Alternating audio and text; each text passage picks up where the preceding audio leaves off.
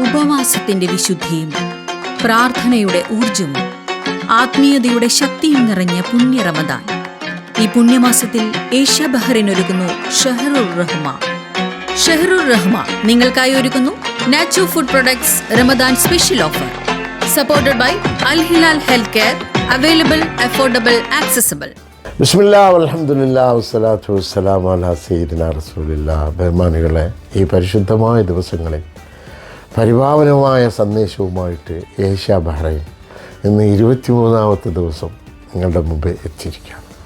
നമ്മൾ വിവാഹം എന്നുള്ള ഒരു പരിപാവനമായ ജാതിമത ഭേദമന്യേ ഈ ലോകം നിലനിൽക്കാൻ പടച്ചതമ്പുരാൻ തീരുമാനിച്ച ഒരു വിഷയത്തെക്കുറിച്ചാണ് പറഞ്ഞത്. ഇന്ന് പറയുവാനുള്ളത് ഒരു മഹൽ വ്യക്തിത്വം തൻ്റെ മകളോട് ഉപദേശിച്ച ഒരു ഉപദേശമാണ്. ഭാര്യയായി പോകുന്ന ഒരു പെണ്ണിനോട് പറഞ്ഞ ഒരു ഉപദേശത്തെ ഞാൻ നിങ്ങൾക്ക് അറബി ഭാഷയിൽ നിന്നും പറയാൻ. ആ സ്ത്രീ പറഞ്ഞു, മോളെ, ഈ ലോകത്ത് വിവാഹം കഴിക്കാതെ ജീവിക്കുവാൻ സാധിക്കുമെങ്കിൽ നിൻ്റെ അച്ഛൻ ജീവിക്കുമായിരുന്നു, ഞാൻ ജീവിച്ചേനെ. അല്ല മകളെ, ഒരു പെണ്ണായിട്ട് ജനിച്ചാൽ അവൾക്കൊരു ആണിനെ വേണം, ഒരാണായി ജനിച്ചാൽ ഒരു പെണ്ണിനെ വേണം.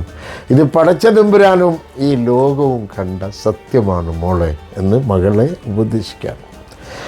അവർ മകളോട് പറഞ്ഞ വാക്ക്, മകളെ, ഖറജ്തി മിൻ ഉശ്ശില്ലദീ ദറജ്തി ഫീഹി, ഞാൻ നിന്നെ ഒരു കിളി വളർത്തുപോലെ ഒരു കൂട്ടിലിട്ടാണ് വളർത്തിയത്. ഖറീനിൻ ലം താരിഫീൻ, എന്നാൽ ആ കൂട്ടിൽ നിന്നും നീ ഒരിക്കലും പരിചയമില്ലാത്ത ഒരു കൂട്ടുകാരൻ്റെ കൂടെ കൂടിൽ താമസിക്കാൻ പോവുകയാണ് മോളെ. സഹോദരങ്ങളെ, ഇത് എല്ലാവർക്കുമാണ്, ആണിനും. എന്നിട്ട് പറഞ്ഞു, മകളോട് പറഞ്ഞു, ഖൂനി ലഹു അർബ, നീ അവനിക്ക് ഭൂമിയായി മാറണം മകളെ.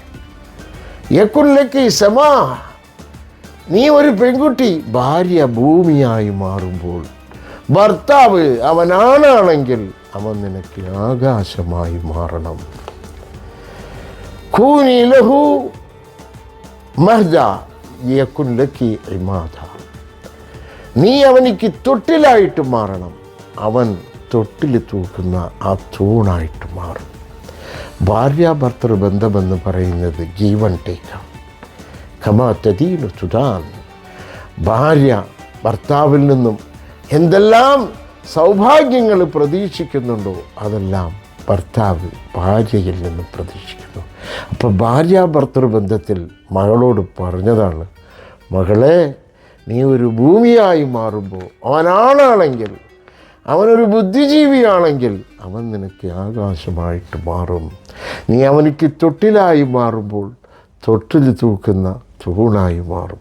ഈ മഹത് വ്യക്തിത്വങ്ങളുടെ വാക്കുകളിൽ നമുക്ക് ജീവിതത്തിൽ പകർത്തുവാനുള്ള ഒരുപാട് കാര്യങ്ങളുണ്ട്. പ്രത്യേകിച്ചും ഭാര്യയും ഭർത്താവുമെന്ന് പറയുന്നത്, രണ്ടുപേരും ഭാര്യ ഭർത്താവുമായിട്ടെടുക്കുമ്പോൾ സ്നേഹവും കാരുണ്യവും കൊണ്ട് അവളെ സ്വീകരിക്കുക, ഭർത്താവ് ഭാര്യയോടെടുക്കുമ്പോൾ സ്നേഹവും കാരുണ്യവും കൊണ്ട് സ്വീകരിക്കുക.